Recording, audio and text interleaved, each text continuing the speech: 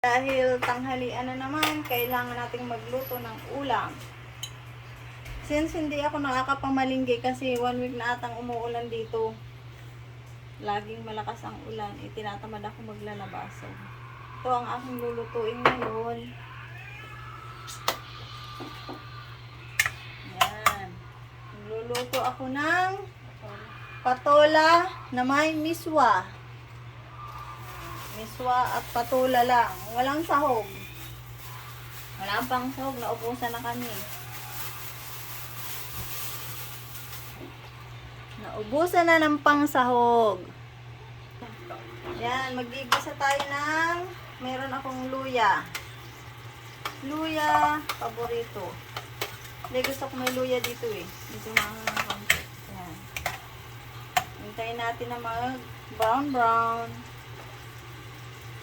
Tsaka natin ilagay ang sibuyas.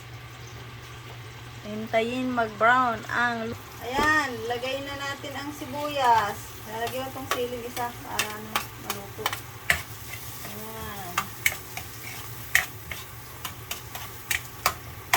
Tapos, lalagay ko na rin ang bawang. Dito natin muna ang ricado. Para ano niya yung lasa. Luto-lutoin ko muna.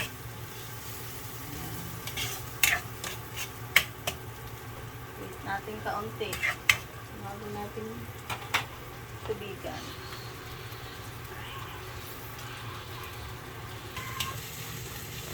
Ayan. Medyo okay na yung ricado niya. Sibuyas, bawang, luya. Luto-luto na. Ilalagay ko na itong patola.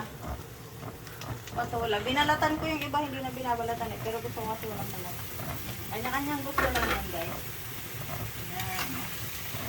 Ayan ang patola. Madali lang naman ito maluto. Lagyan ko ng kalahating Knorr chicken cube. Ayaw ko na marami. Kalahati lang. Tapos, asin.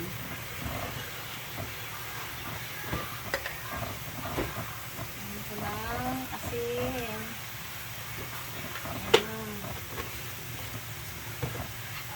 Madali ang ulam lang to, guys. Para lang may sabaw. Ayan.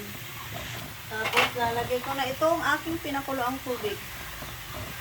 Nagpakulo na ako. Para ready na. Since madali lang naman maluto yung patola, lalagay ko na rin ang miswa. Nalagay ko na rin itong miswa.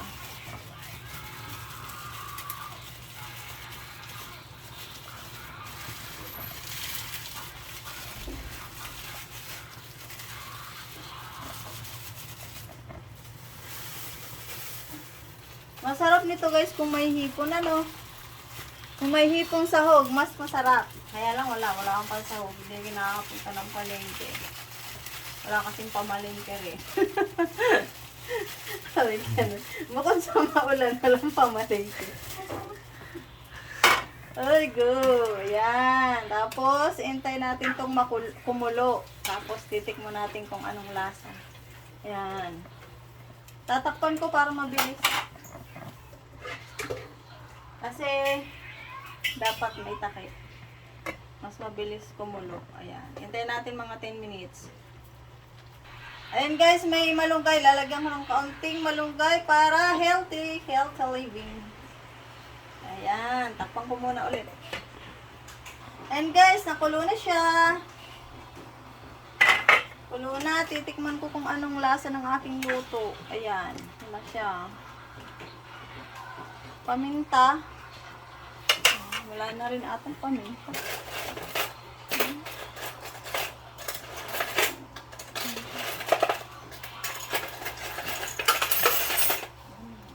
Ingay. Ayan, tikman ko ang aking luto. Ay, masarap! Sabi ganun, grabe ang higop. Masarap siya, guys, kasi walang sahog. Try nyo, guys, kung may hipon kayo, pwede nyo malagay, tapos papartneran ng pritong isda kung mayroon. Pero may prito akong tuyo, yun na lang papartner ko. Oh, di ba? Luto na yan. Luto na yan, guys. Thank you for watching. Until next vlog again.